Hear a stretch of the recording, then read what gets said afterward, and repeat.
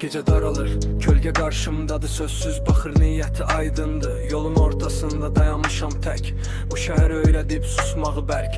Geçmiş açılır gözlərimin içində, hər səfər ilsələ də içimdə. Sual verməsinə ehtiyac yox, bu baxışlarda gizlənmir artıq heç nə çox. Bu an şeytanla üz-üzə, geri yol yox. Sözlər susur, baxışlar çox. Bu an şeytanla üz-üzə, gecə mənim, qaranlıq yaxın amma qərar mənim.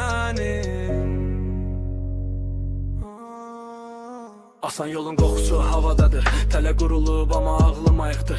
Vicdan içində sakit dayanır, qışqırmır amma yerini tanıyır. Səbrimi ölçür, vaxtla oynayır, hər saniyə daha da yaxınlaşır. Mən tərpənmirəm, baxıram düz, çünki güc qaçmaqda yox, durmaqda düz. Bu an şeytanla üz-üzə baxıram sərt, içim sakit, əllərim mərd. Bu an şeytanla üz-üzə, gecənin içi kim sınacaq belli deyil hələlik.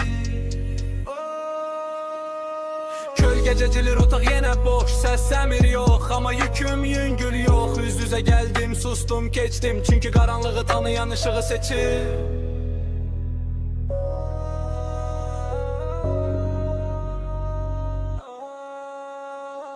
Bu an şeytanla üz-üzə, sözlər susur, baxışlar çox. Bu an şeytanla üz-üzə, gecə mənim, qaranlıq yaxın amma qərar mənim.